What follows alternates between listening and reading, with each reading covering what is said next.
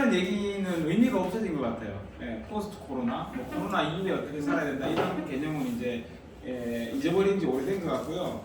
항상 이런 바이러스와 어떻게 같이 살아가야 되나 이 고민이 이제 그래서 여러분들 잘 아시겠지만 신종플루, 메르스 집계를 안 해서 그렇지 지금 코로나만큼 번져요. 똑같이. 근데 어느 순간 나라에서 집계를 그만두면 잠잠해진 것처럼 보이는 거거든요. 아마 코로나도 이런 식으로 가다가 몇 개월만 있으면 집계를 안 할 거예요. 집계를 안 하면 그냥 사라졌다고 생각하는 거죠. 근데 지금 뭐 메르스도 그렇고 그 다음에 신종플루도 그렇고 사실 백신이 없잖아요. 우리가 정보하지 못한 병들이 참 많거든요. 에이즈 마찬가지죠. 독감 마찬가지죠. 그죠? 그러니까 그렇게 살아야 되는 시대가 되어버렸습니다. 그래서 세상은 이렇게 급변하는데 그렇다고 우리가 안 먹고 살 수는 없어가지고요. 우리의 경제 활동은 그대로 돌아가야 되는데 이제 그게 문제인 거예요. 이렇게 세상이 어려워지고 뭔가 이렇게 막 사회가 급변하는 것 같은데 이런 상황 속에서 내 경제 활동은 문제 없이 어떻게 만들어 가야 될까가 항상 고민인 거 아닙니까, 그죠? 그래서 오늘 그런 얘기들 같이 한번 나눠보면 좋겠습니다. 자, 제 소개를 안 해도 되겠다. 오늘 제 소개 들으셨죠 한번? 저는 이제 아메이를 하고 있는 사람이고요. 현재 아메이 이제 21년째 하고 있어요. 피는 수석 다이몬드고요.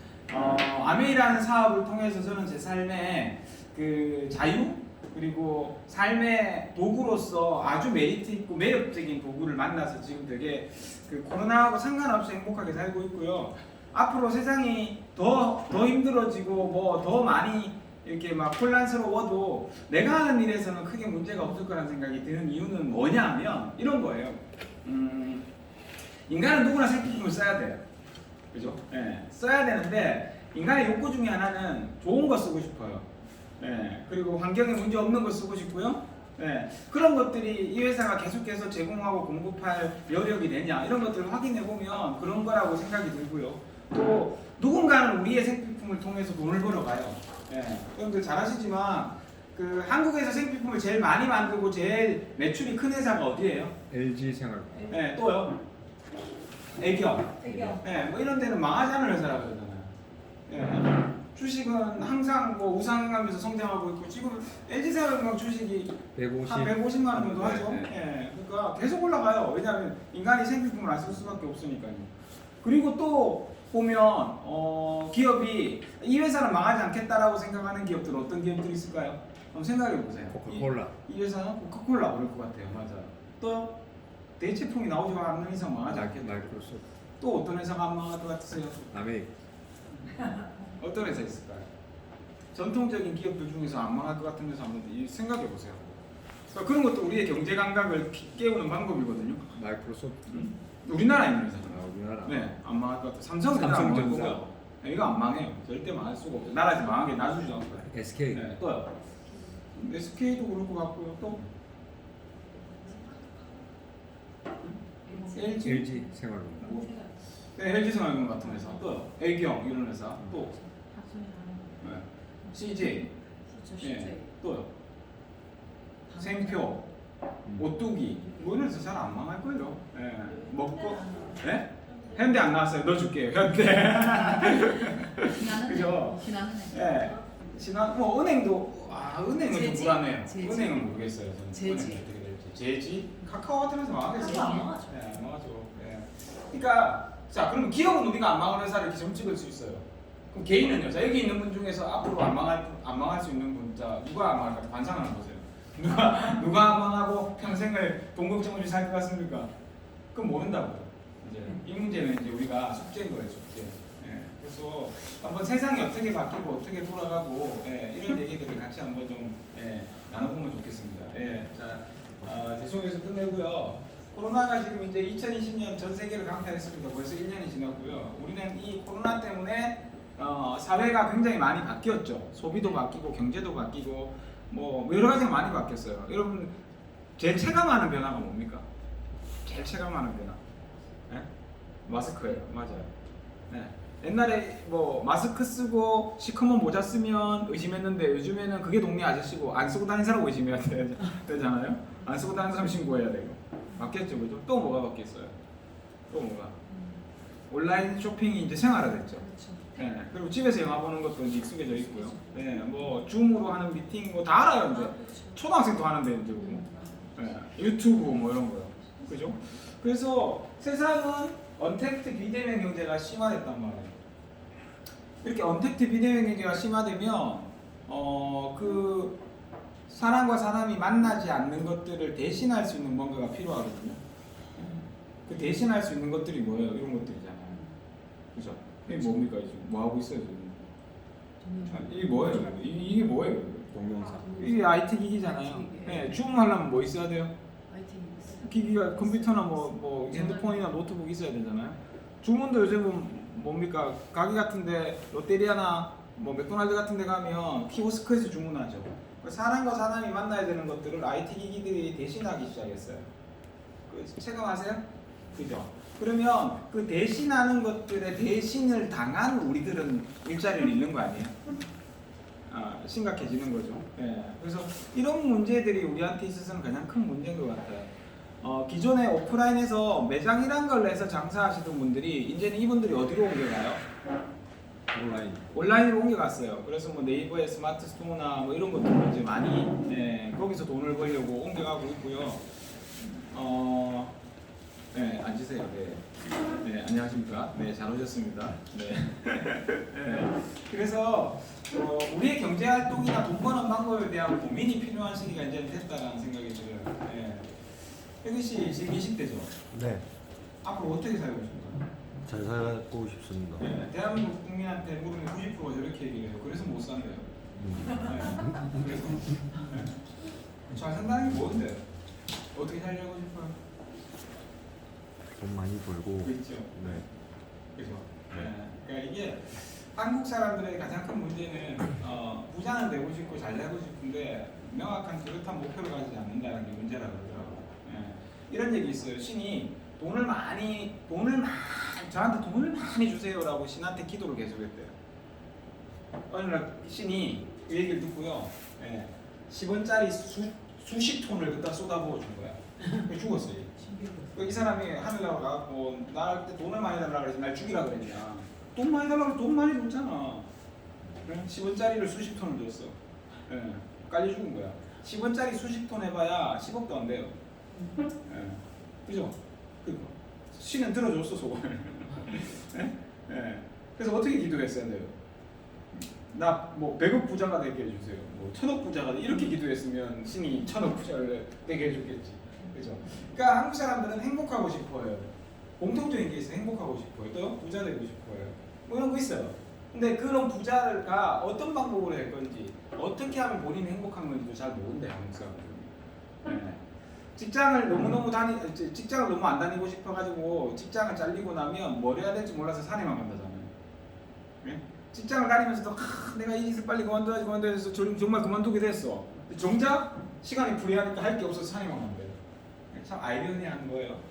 그래서 뭔가 명확해야 되는데 그 명확한 거에 대해서 한국 사람들은 되게 뭔가 항상 뭐 좋아해요? 두리뭉실한 거 좋아하잖아요. 두리뭉실한 거. 그래서 이런 자리 나오시면서 꿈꾸는 법, 그 다음에 이렇게 명확한 목표를 세우는 법, 삶에 있어서 되게 중요하거든요, 사실 그게요. 저도 이제 아이들 가르치는 학생들 가르치는 일을 하는데 학생들을 가르치는 건 마찬가지예요. 명확한 목표가 있는 아이하고 그렇지 않은 아이하고는 이렇게 삶의 방향이 되게 많이 달라지는 것 같더라고요. 그래서 우리 어른도 배워야 된다는 생각이 되게 많이 들어요. 자, 어쨌든 하여튼 뭔가 잘 살고 싶고 행복하고 싶은 그 방향에 자꾸 걸림돌이 생겨요. 코로나 같은 거. 뭐 이거는 외부적인 굉장히 큰 변화지만 또 개인적으로도 뭔가 몸이 아프거나 갑자기 실직을 당하거나 갑자기 뭐 가족 부부 관계가 안 좋아져서 이렇게 막 헤어지게 되거나 뭐 자녀가 아프거나 부모님이 돌아가시거나 뭐 여러 가지 우리 개인에게 있어서도 잘 살고 행복하고 싶어하는 그 욕망에 있어서 회방을 놓는 일들이 되게 많이 생긴다는 거죠. 그럴 때 이게 뭔가 안정되고 내가 그런 어떤 주변의 바람에 흔들리지 않고 내가 내 갈 길을 갈 수 있는 방법이 뭐냐는 거예요. 그건요, 정신적으로, 경제적으로, 그 다음에 심적으로 독립해야 된다더라고요. 부부도 부부끼리도 보기 전하면 이게 힘들다면서요. 자녀도 마찬가지고요. 또 돈 문제도 마찬가지예요. 내가 누군가한테 경제적으로 의지하는 삶을 살고 있다면 그건 나한테 뭔가 경제력을 주는 사람한테 휘둘리게 되잖아요. 그래서 그 뭔가 자유롭고 독립적으로 살 수 있는 방법은 뭐냐? 되게 많은 전문가들이 뭐라고 말하냐면 당신 사업을 해라고. 우리가 내 사업을 할 만한 게 있냐고. 근데 한국 사람들은 장사하고 사업하고 되게 헷갈려 하더라고.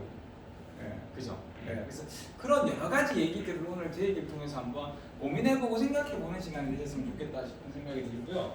자, 어쨌든 우리는 바이러스와 공존하는 시대를 살고 있습니다. 맞나요? 인정? 그러면 계속 어려워질 수 있다는 거예요. 우리 경제 문제는. ILO라고요. 국제노동국에서 조사를 했는데요. 코로나 이후에 전 세계 노동자의 81% 27억 명이 영향을 받는답니다. 우리 영향받았죠.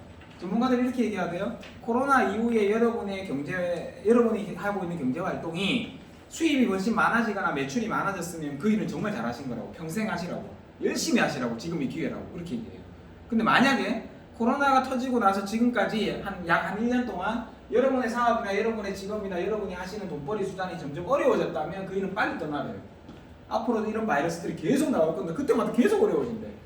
그거 지금쯤 무마했다고 또 돈 쏟아부어가지고 또 뭐 확장하거나 늘리거나 하다 보면 다음에 오면 더 큰 타격을 입는다는 거죠. 여러분 어느 쪽이세요? 한번 생각해 보시면 돼요. 이 보세요. 이 노동자들이 81%가 영향을 받는 이유가 뭐냐 하면 이제는 우리가 개인들이 할 수 있는 일들을 전부 다 IT 기기들이나 로봇들이 대체하잖아요. 제가 동영상 하나 보여드릴게요. 여러분들 이제 지금 코로나 터지고 사람들이 추가 수익이나 부수익 찾으면서 제일 많이 하는 일이 뭐냐 하면 라이더 배달하는 거예요. 맞죠? 되게 많이 하죠. 근데 이거 몇 년 갈 것 같아요?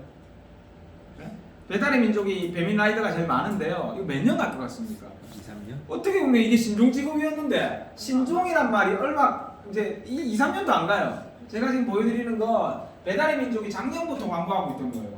한번 보세요. 2022년 되면 배달의 민족이 무슨 다른지.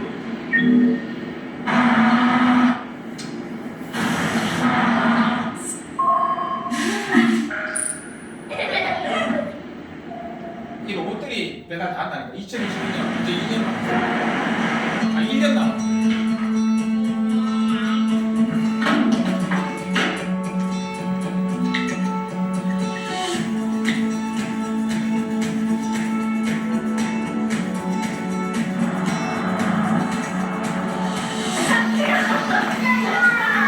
잠깐만, 맛있는 거 시켜줄게.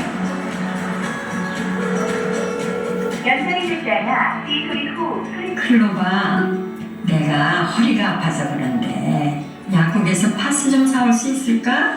네, 지금 주문할게요. 네.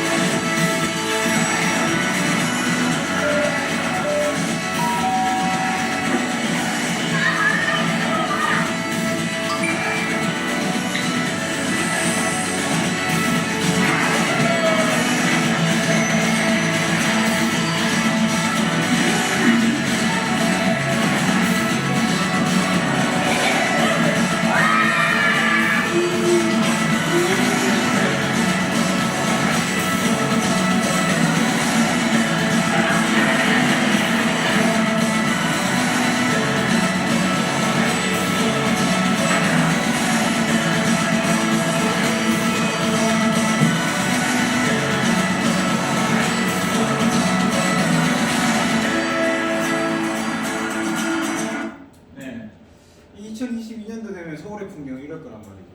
대구는 안 그럴 것 같으세요? 쿠팡 이츠가 이제 드디어 대구도 이제 들어온다 그러는데 배달업계들이 전부 다 추구하고 있는 게 뭐냐면 보세요. 그러니까 배달의 민족이든 쿠팡이든 아니면 마켓컬리든 이런 회사들이 중간에 배달하는 사람을 끼고 하면 이 사고가 나거나 이래버리면 회사에서 문제되잖아요. 그러니까 이런 거를 문제 안 만드는 가장 좋은 방법은 로봇 쓰는 방법이에요. 어쩔 수 없이 이걸 흘러갈 수밖에 없어요. 그럼 그 중간에 일했던 사람들, 한국에 지금 배달업 하는 사람들 150만 명이라는데 이분들의 일자리는 힘들어지겠죠, 그죠? 예. 그럼 이제 직장만 그러느냐, 직업만 이렇게 고용되어 있는 노동자만 그러느냐, 아니면 자영업은 어떻습니까? 자영업 어때요? 아까도 우리 그 얘기했잖아요. 누군가가 뭐 이렇게 뭡니까 가게세가 200만 원인데 못 내가지고 막 그런 얘기 우리 흔히 하죠 지금 주변에서요. 예. 근데 이게 자영업자들이 지금 폐업이 속출하거든요. 예, 속출하는데 문제는 뭐냐? 폐업이 속출하고 나면 이제 시간이 지나면 건물주도 문제가 생기는 거예요. 내 건물에 장사할 사람이 안 들어오면 임대를 못 받잖아요. 그러니까 이제 얼마 전까지만 해도 건물주가 초등학생들 꿈쩍으라 그러면 1등이었잖아요. 근데 이제는 건물주도 힘들어지는 세상이 돼버립니다. 도대체 돈을 어디서 벌어야 됩니까 우리는? 내 노후가 노후 자금이 10억, 20억, 30억이 필요한데 이거 어디서 충당을 해야 돼요? 건물도 아니야. 안 그러면 뭘 해야 되냐는 거죠. 평생 일을 해야 될까요? 근데 평생 일하고 싶어도 일할 데가 없다니까요. 이제 로봇이 다 대체를 해버리니까요. 예, 이것 때문에 이제 문제가 생기는 거죠. 한국은행에서 조사를 했는데요. 코로나19로 일자리가 힘들어지고 사업이 힘들어지니까 소득이 양극화되고 있는데 버는 사람은 엄청 벌어지군요. 떼돈을 봅니다. 떼돈을 지금요. 예. 코로나 이전에 하고 지금하고 자산이 막 5배, 10배, 20배씩 있는 사람들이 많아요. 예. 우리는 어떻습니까? 있던 돈도 없어지고 그 상황 아닙니까 지금? 예. 그래서 이런 말이 생겼습니다. 심지어 코로나 디바이드. 코로나로 양분됐다는 거죠. 예, 옛날에 디지털 디바이드라고 했거든요. 디지털을 활용하는 사람과 그렇지 않은 사람. 이런 말이 있었죠. 노익빈, 소익부. 노인은 점점 가난해지고 젊은 사람들은 점점 부자가 된다. 왜 디지털 활용도가 달라집니다. 근데 이제는 이런 코로나 디바이드란 말까지 생기는 거예요. 코로나 때문에 돈을 더 버는 사람은 엄청 많이 벌고 있고요. 코로나 때문에 힘들어하는 대부분의 95%의 우리 국민들은 점점 더 힘들어지고 이 문제라는 거죠. 예. 그래서 돈이 움직여요 지금. 돈이 굉장히 빨리 움직이는데 우리는 그걸 캐치하지 못하고 있는 겁니다. 돈이 어디로 움직이고 있나요 지금? 돈이 어디로 다니는 것 같아요? 어디 다녀요 돈이? 주식으로. 돈이 주식으로 가고 또 어디로 가요 돈이 어디 몰리든가요? 내 주머니에 없죠. 확실한 건 내 주머니에 없어요. 그거 어디 갔어요 이거? 열심히 벌었잖아요. 어디 갔어요 이거? 세금. 네? 네. 돈이요 어디로 몰려요 지금요? 네? 어디로 몰리는지는 그 자본시장에 가면 알 수 있어요. 부동산이나 주식시장에 가면 아는 거예요. 네. 이게 그 전 세계 주식의 이제 미국 시장 나스닥 그 다음에 다우에 전 세계 돈이 몰리잖아요. 어디로 몰리는지는 가만히 보면 돼요. 세계 7대 기업 시가총액 순위가요. 코로나가 터지고 나서 팍팍 떨어졌어요. 네. 지금 현재 세계 1등 기업은 애플입니다. 애플 1879조. 와, 우리 삼성전자가 몇 조입니까? 시가총액 아세요? 삼성전자? 네. 삼성전자 요즘 7만 원이 넘어가지고 7만 전자를 하던데요. 8만 전자를 향해서 막 그러던데. 삼성전자 시가총액 얼마예요? 우리나라 최고 기업이에요. 네. 350조, 400, 이제 7만 됐으니까 400조 되겠다. 400조밖에 안 돼요. 그러면 우리나라 전체 있잖아요. 코스닥, 코스피 있는 시장에 있는 기업들 수천 개를 다 합쳐봐야 1,800조가 안 돼요. 그럼 애플 하나를 팔면 우리나라 3,000, 4,000개 기업을 다 살 수 있어. 삼성, 현대, LG, 우리가 지금 아는 기업들 다 살 수 있어. 수천 개를. 천문학적인 돈이에요, 이거. 이 돈이 어디가 있다고? 요거가 있어요. 애플 1등. 2등이 어디예요? 마이크로소프트. 네. 3등이 어디요? 아마존. 아마존 알죠? 네, 쇼핑몰. 4등이 구글. 네. 5등이 페이스북. 1등부터 5등까지 전부 다 뭐 하는 회사예요?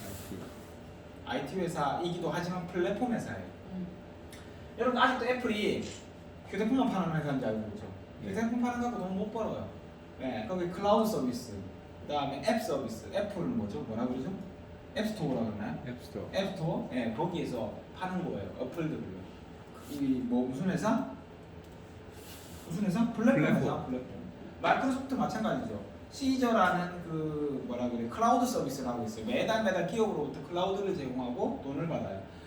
여러분 윈도우 팔아고 돈 버는 회사인지 알죠? 혹시 이 자리에 계신 분 중에 윈도우 돈 주고 사보신 분 있어요? 안 사요 윈도우. 나불 부수지. 예. 그럼 뭐 팔아 돈 버느냐? 시저라는 클라우드 서비스를 해요. 플랫폼 회사예요. 아마존? 플랫폼 회사죠. 물건 파는 사람과 사고 싶은 사람 연결하는 회사. 구글은 뭐 하는 회사예요? 플랫폼 회사 아시죠? 네. 페이스북 뭐 하는 회사예요?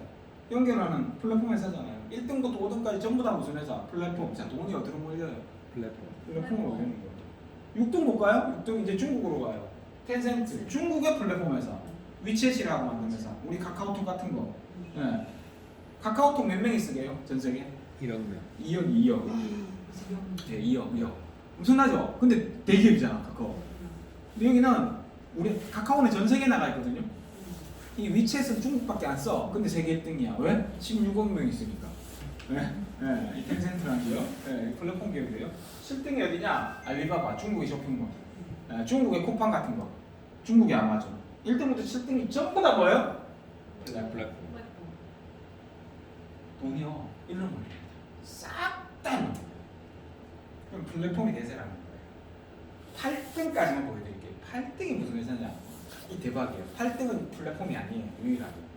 8등이 뭐 하는 회사냐면 투자 회사예요. 버크셔 해스베이라는 워렌 버핏이 이끄는. 근데 이 회사가 왜 여기 올라가느냐? 이 회사 있는 돈 없는 돈 다 어디 투자돼 있게요? 1등부터 7등까지 다 투자돼 있어요. 그래서 돈 버는 거예요. 돈이 어디로 몰려요? 플랫폼으로 나가는 거예요. 그래서요, 우리가 한번 생각해 봐야 돼요. 코로나가 왔어요. 위기예요. 위기는 항상 위험과 기회를 같이 갖고 있다 그러죠. 누구에게는 기회가 되고 누구에게는 위기가 되는 거죠. 어떻게 생각하세요? 누구한테는 기회고 누구한테는 위기일까요? 준비를 하고 또는 이 시류를 읽고 미리 뭔가를 선점하고 뭔가 도전하고 해 나가는 사람들한테는 기회가 되고요. 그렇지 않은 이거 언제 끝나 하는 사람들한테는 위기인 거예요. 그래서 지금부터라도 우리가요 이제 우리의 돈벌이와 경제활동에 대한 관점의 전환이 필요해요. 우리요 이때까지 평범하게 열심히 노력하고 열심히 돈 벌어가지고 저축하고 아파트 사서 아파트값 올라가면 또 돈 좀 부르고 이렇게 잘 살았어요. 근데 지금 그게 안 통해요. 이걸 한번 생각해 보셔야 된다고요. 근데 우리는 앞으로도 더 많은 나라를 살아야 돼요.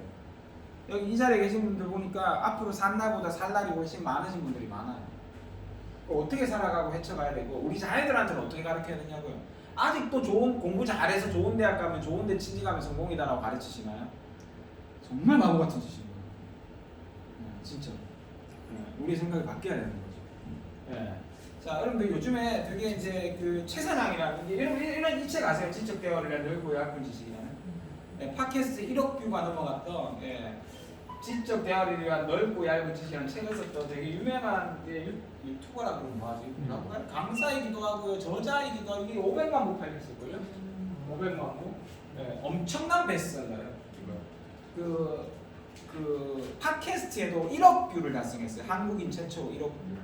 되게 재밌는 시사 상식 같은 거, 경제 이런 거, 종교, 경제, 철학, 정치 굉장히 막학다식해. 그래서 요즘 유튜브에 되게 많이 뜨고 있는데 강의도 되게 많이 하거든요. TV에도 많이 나오고. 이분이 되게 이렇게 자본주의에 대한 어떤 핵심을 되게 짚어주더라고. 자본주의에 대해서. 한번 강의 일부분인데요. 여러분들과 같이 한번 공감하면서 나눠보자고 제가 이게 잘라왔거든요. 한번 같이 보실래요? 이 얘기. 어쩌다 얼음에 나와서 강의했던 건데요. 보자. 두 은행이 있습니다. A은행이 있고 지역적으로 멀리 떨어져 있는 B은행이 있는 거죠. 근데 너무나 멀기 때문에 금리 차이가 심하다고 볼게요. A은행의 금리는 연간 1%입니다. B은행의 금리는 연간 10%인 거죠. A은행이 갑니다. 가서 단판 줘요. 은행장과 단판을 쓰는 겁니다. 100억만 빌려주세요 하고 100억을 빌리는 거죠. 1년 후에 난 어떻게 하면 되죠? 이자 1억을 붙여서 돌려주면 됩니다. 어쨌든 100억을 빌렸어요. 그리고 곧바로 어디로 갑니까? B은행에 가죠. 그리고 예금합니다. 그럼 B은행은 나한테 1년 후에 얼마를 주죠?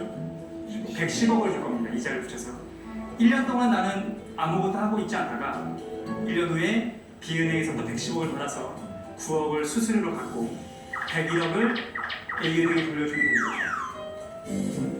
금리를 이용하면 아주 쉽게 돈을 벌 수 있습니다. 나는 1년 동안 얼마를 벌었죠?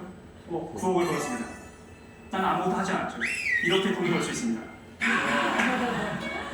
그걸 지금 말이라고 하는 거냐? 부자가 되는 법을 알려준다고 하더니 야, 만약에 그런 식으로 돈을 버는 거였으면 개나 소나 다 하고 있지 라고 생각이 들지 않습니까? 사실 그게 문제입니다. 개나 소나 다 하고 있는 게 문제예요. 누가 안 하고 있습니까? 우리가 안 하고 있는 겁니다. 성실한 사람들, 그리고 노동을 통해서 부가 창출된다고 믿는 사람들, 내가 열심히 노력하고 일하면 내가 사랑하는 사람들을 돌볼 수 있을 만큼의 경제력을 가질 수 있다고 믿는 사람들이 그렇게 하지 않고 있는 거죠. 자본주의에 대해서 공부하게 되고 경제에 대해서 공부하게 되면서 갈등이 많이 생겼습니다. 왜냐하면 저도 단순하게 생각했거든요. 열심히 일하면 된다라고 생각했습니다. 그런데 자본주의는 그걸 넘어서 있는 사회라는 걸 좀 알게 됐습니다. 그리고 좀 화가 나기 시작했어요. 왜냐면 제 주변에는 너무나 좋고 성실한 사람들밖에 없었기 때문입니다. 내 친구들, 내 부모님, 내 가족들은 이렇게 생각하시는 거예요. 노동이라는 건 신성한 거지. 최선을 다해서 살아라 라고 저한테 항상 말씀해 주셨습니다. 그게 아니라는 것을 알게 되고 화가 나기 시작했던 거죠. 어쨌든 우리는 자본주의 사회에 살고 있고 이 흐름 안에서 삶을 마무리해야 되지 않겠습니까? 그렇다고 한다면 어떻게 돌아가고 있는지 객관적으로 이해한 다음에 스스로의 삶의 태도를 좀 정했으면 좋겠습니다. 자본주의를 좀 이해하자는 거예요. 여러분 자본주의가 정상적인, 그러니까 자본주의가 우리가 생각하는 그 이상적인 곳이라면 30년, 40년을 노동으로 여러분 열심히 일하셨다면 죽을 때까지 먹고 사는 건 보장돼야 되는 거 아니에요? 자본주의가 이상적, 우리가 생각하는 그 이상적인 곳이라면 그렇지 않다고요. 최소한도 그러잖아요. 그 이상의 것이라는, 그 이상의 뭔가가 있다는 걸 알게 됐다고요. 네. 아까 그 100억 번은 9억 번은 건 이해는 하죠? 네. 근데 뭐 안 하고 있잖아요. 100억이 없어서 아니요. 그런 시스템을 몰라서 안 하는 거지. 자본주의는요, 개인을 부속품으로 볼 수밖에 없는 곳입니다.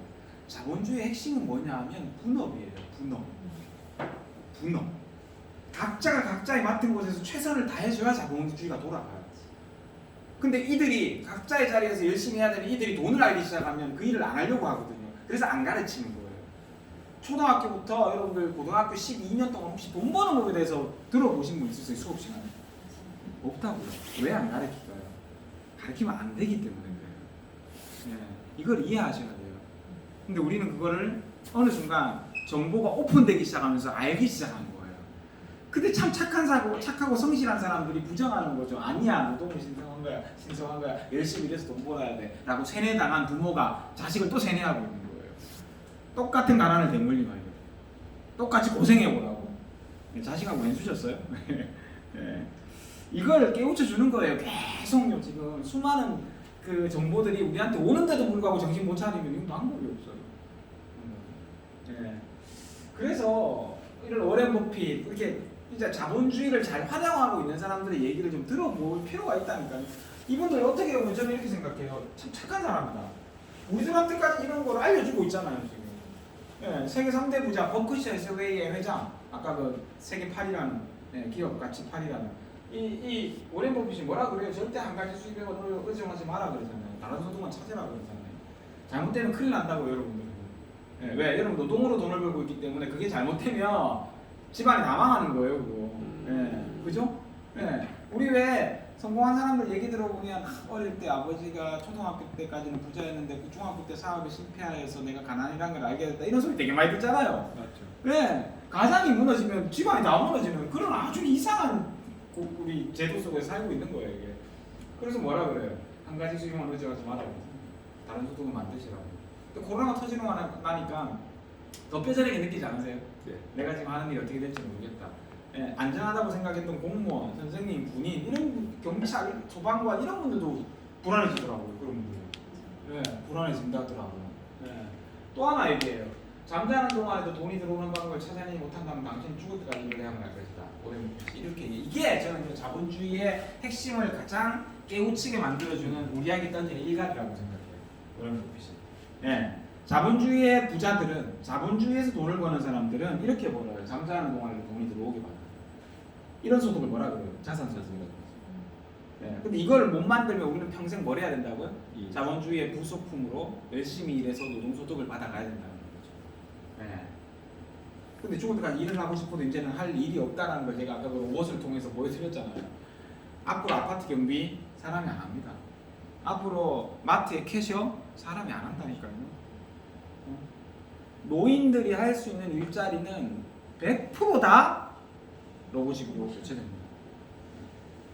그럼 이제 60대에서 50대 돼서 은퇴하면 할 일이 딱 없어질 거예요. 어떡하실 건가요? 준비해야 되죠. 그래서 노동소득, 자산소득이라는 개념 자체가 요즘에는 유튜브 보면 이제 이 얘기 되게 많이 나와요. 유튜브 보면 이제 노동소득에는 한계가 왔다는 거죠. 왜? 일자리 점점 줄어들어요. 그리고 노동의 가치는 여러분들 시대가 지나면 노동의 가치는 올라갈까요? 내려갈까요? 노동의 가치.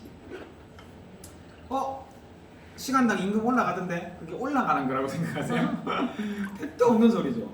예, 노동의 가치는 시간이 지나면 올라갈 거 내려갈 거예요? 내려가죠. 내려가요. 예, 떨어지는 거예요. 왜? 나 아니라도 할 사람이 셌는데? 그죠? 수요와 공급의 법칙 아시잖아요. 예, 수요는 적은데 공급이 늘어나면 어떻게 돼요? 값은 떨어지죠. 그걸 또 대체할 로봇까지 막 생기잖아요.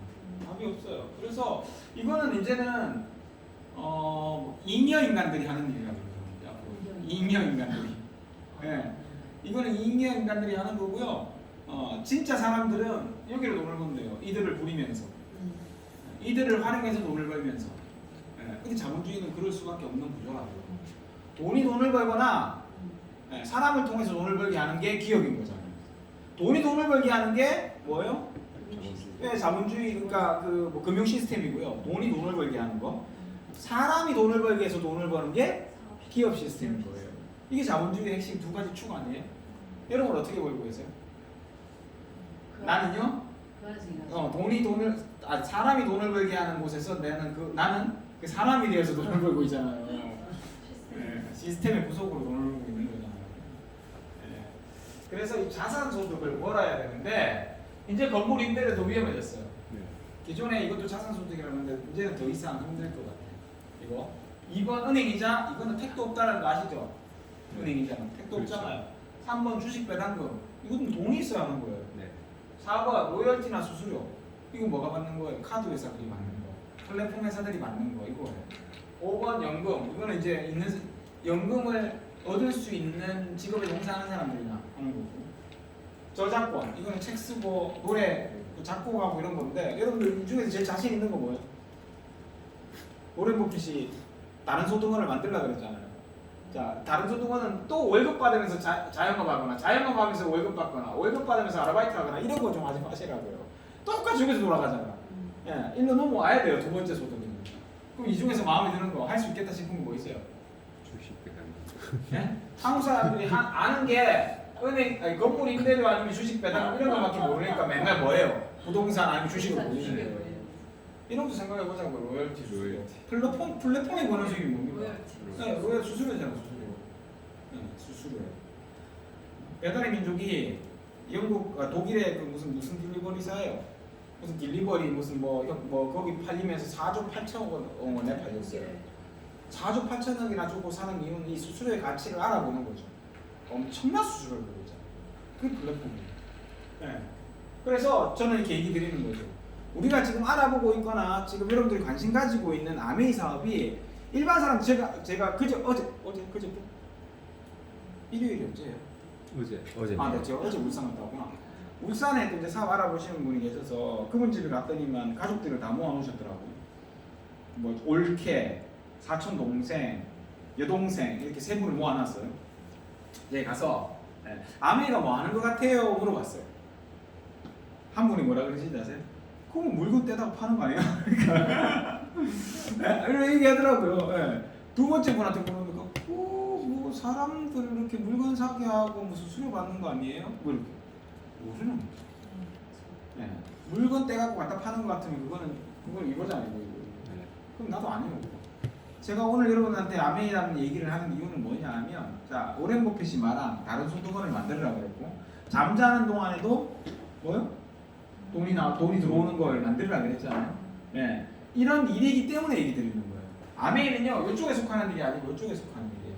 근데 야 처음에 보니까 뭐 사람한테 가서 얘기도 하고 제품 얘기도 하고 하되 그 노동 아이가 그렇게 말씀하시면 정말 아무것도 모르시는 거지. 예. 자본주의에서 기업을 만드는데 생각해 보세요. 기업을 삼성전자 회장이 이병철 회장이 처음 삼성을 만들 때는 어떻게 만들었을까요? 처음부터 가만히 사람 모아가지고 자기는 가만히 있고 사람들 일하게 해서 돈 벌었어요? 아니죠. 그죠? 시스템이란 걸 만드는 기간까지는 노동이 들어가요. 네? 근데 그게 다 만들어지고 나면 이제 자동적으로 돈을 벌어주는 거죠. 은행 이자도 마찬가지 아니에요? 은행에다 100억 넣어놓으면 한 달에 얼마 나와요? 2천만 원씩 나와요. 은행에다 100억 넣어놓으면 한 달에 2천만 원씩 나와요. 그럼 괜찮죠? 2천만 원 벌면. 그럼 100억만 있으면 돼요. 근데 은행에 100억 넣어놓고 2천만 원씩 받는 사람들은 100억을 모으는 동안에는 먹을 거 안 입고, 안 먹고 입을 거 안 입고 들쑥 모았을 거 아닙니까? 그 과정이 있다고요. 모든 시스템은 완성되기 전까지는 시스템으로서 작동을 못해요. 네? 이해하셨어요 이거? 잘못 생각하면 바보 같은 사람들이 그 생각을 하는 거예요. 아미 보니까 처음에는 뭐 노동을 해야 되네, 뭐 일 같은 걸 해야 되네, 예? 이런 생각을 하시는 거예요. 예. 세상의 모든 건 그렇다고요. 저작권 예를 들어볼까요? 저작권? 책 팔아서도 최 사장 저분이 저작권료만 10억씩 벌어요. 그러면 책이 수백만 권이 팔렸으니까 전 세계에 팔리니까 그럼 보세요. 저 책 쓰는 동안에는 돈 벌어요, 못 벌어요? 돈 쓰죠. 못 벌잖아. 시스템이 완성되기 전까지는 노동이 들어가는 거라니까요. 이해가 좀 되십니까 이거? 그죠? 암에 마찬가지예요. 이게 시스템 사업이고 자산 사업인데 자산으로서의 값어치를 하기 시작하려면 이거를 만드는 데까지 시간이 조금 드는 거죠. 내 노력과 그 대신 돈이 들어가지 않잖아요. 일반적인 일하고 비교했을 때. 그래서 오히려 돈이 들어가는 여러 가지보다 더 매력적인 거죠. 연금으로 300만 원씩 받는 사람이 있다 칩시다. 이 사람은 그 연금이 완성되기 전까지 돈을 투자한 건 아니죠. 뭘 투자했어요? 자신의 시간을 30년씩 투자했어요. 연금 300만 원 받으려면 공무원 30년 해야 돼요. 30년을 시간을 투자한 거예요, 저는. 네. 이해가 되셨죠, 이거? 네. 그래서 모든 자산 소득은 반드시 무슨 과정이 필요하다? 노동의 과정이 필요하다는 거. 만명심하죠. 네. 아메이도 그런 맥락으로 보면 처음에 뭔가 네트워크를 만드는 데 시간이 돼요. 요 개념만 이해하시면 돼요. 일반적인 자산을 만드는 시간보다는 훨씬 짧게 걸린다는 거죠. 자, 그래서 도대체 아메이가 뭐길래 이렇게 얘기하느냐? 아메이 정의부터 한번 내려봅시다. 제가 계속 말하죠. 머릿속에 딱 외워놓으세요. 누가 아메이가 뭐야 물으면 이렇게 얘기할 수 있을 때까지 이 문장을 외우세요. 자, 아메이는 뭐라고요? 소비를 통한 경험을 통해 공유와 소비를 통한 경험을 공유하고 연결해서 수익을 창출하는 개인 플랫폼 비즈니스입니다. 자, 다시 할게요. 자, 다시 같이 읽어봅시다. 시작. 소비를 통한 경험의 공유와 연결을 통해 수익을 창출하는 개인 플랫폼 비즈니스. 요것만 이해하시면 아메이 설명을 정말 이해할 수 있게 사람들한테 얘기할 수 있어요. 해볼게요. 인간은 누구나 소비를 해야 돼요. 맞나요? 네. 소비를 하게 되면 경험이 생겨요. 자, 식당에 우리 금방 밥 먹으러 갔다 왔잖아요. 맛있었어요, 맛있었어요. 네, 됐어요. 괜찮았죠? 네. 그럼 맛있다는 거는 소비의 경험이 긍정적이에요, 부정적이에요? 긍정적. 긍정적이죠. 긍정적인 소비에 대한 경험이 생기면 사람은 누구나 뭐 하게 되게요? 자랑. 자랑을 다른 말로 하면 공유하기 시작합니다. 계란, 너무 환상적이에요. 네, 이게 너무 부드러워요, 안에. 저는 원래 구운 계란을 왜 잘 안 먹냐면 텁텁해가지고 막 맥혀. 근데 이거 안 그렇대요. 네. 그럼 자, 저는 소비를 했는데 소비의 경험이 좋아요, 나빠요? 좋아요. 좋은 소비의 경험은 인간은 누구나 욕구가 있어요. 공유하고 싶은. 이해되세요, 이거? 근데 소비를 통한 경험을 공유하는 거는 일반인들의 인지상정이에요. 맞나요? 여기까지? 그죠? 자, 아메이 제품으로 제 소비를 바꿔봤더니 경험이 나빠요. 그러면 반품되죠, 아메이는. 끝. 반품은 끝. 근데 아메이 제품 소비를 바꿔봤더니 소비에 대한 경험이 좋아요. 그럼 뭐래요? 공유한다니까요. 근데 일반적인 소비도 마찬가지겠지만 공유만으로는 수입이 안 돼요. 여러분들 보세요. 인스타에, 페이스북에 내가 써본 거 좋아서 어디 여행 가보니까 좋아서 거기 사진 막 올리죠. 그 전부 다 공유 아니에요, 이거? 공유죠. 그죠? 지 자랑질 하는 거잖아. 네. 자, 거기다 사진 올린다고 누가 돈 주던가요? 안 주죠. 그래서 공유만으로는 수입이 되는 게 아니에요. 뭐가 돼야 돼요? 연결이 돼야 돼요. 내가 막 올리다 보니까 누군가가 팔로워가 늘어나고 구독자가 늘어나니까 내 인스타에 누군가가 연락이 와서 우리 어떤 기업인데 이것 좀 홍보 좀 해주세요 하고 내가 거기다가 오케이 홍보해드릴게요 해서 링크를 달아놨어. 그래서 그 링크를 내 인스타나 내 페이스북에 들어온 사람들이 클릭해갖고 들어가고 물건을 사. 그럼 그 회사에서 나 돈 줘요, 안 줘요? 주죠. 네, 그럼 보세요, 이거 공유만 했어요. 내가 연결까지 시켰어요. 연결까지 시켰죠. 그래서 연결이 될 때 수익이 발생하기 시작해요. 연결이 될 때. 이해가 되시나요, 이거? 그죠, 연결. 아메이는 뭐예요? 자, 아메이를 내가 있잖아요. 제품을 써보니까 괜찮았어요. 소비에 대한 경험이 좋아요. 그래서 내가 내 친구한테 가가지고 야, 이거 써보니까 좋더라라고 공유를 했어. 너도 써봐. 끝. 그럼 이 친구가 어디 가서요? 딴 데 가서 샀어요. 네. 그럼 나하고 상관이 있어요, 없어요? 없습니다. 없잖아. 나는 뭐까지 했기 때문에. 연결. 공유까지만 했어요. 공유까지만. 네. 그럼 내가 연결시켜야지. 연결 어떻게 해요? 야, 괜찮지? 너도 쓰려면 어떻게 쓰면 되냐면 인터넷에서 그 휴대폰에서 앱 다운받아서 회원가입해. 회원가입해서 네가 거기서 제품 쓰면 돼. 그래? 다운받아봤어. 야, 여기 추천이더라 그러는데 내 거 줄게. 회원가입 됐어. 아이디 나왔어? 그 아이디로 쓰면 돼. 그러면 연결됐어, 안 됐어요? 됐죠. 그러면 이제 이 사람하고 나하고는 끝이야. 이제 제품을 사는 데 있어서 거래는 누구하고 해요? 내 친구랑 아메이랑 둘이만 하는 거야. 나하고는 상관이 없죠. 맞나요? 네. 예. 근데 아메이는 알지. 뭐요? 내가 연결시켰다는 거. 그래서 이 친구가 평생 제품을 쓰는 한 거기에 대해서 나오는 수수료, 줄어든 마케팅 비용을 누구한테 돌려주는 거예요? 일정 부분을 나한테 돌려주는 거예요. 이해가 되시나요, 이거? 이해되세요? 그렇게 수입을 창출하는 방식이라고. 네. 요거 이해되세요? 요거를 뭘로 만들어놨어? 플랫폼으로 만들어놨다. 자, 여기까지 하는 회사는 많아요. 예를 들어 볼게요. 여러분 혹시 롯데카드 쓰시는 분? 롯데카드 쓰시는 분?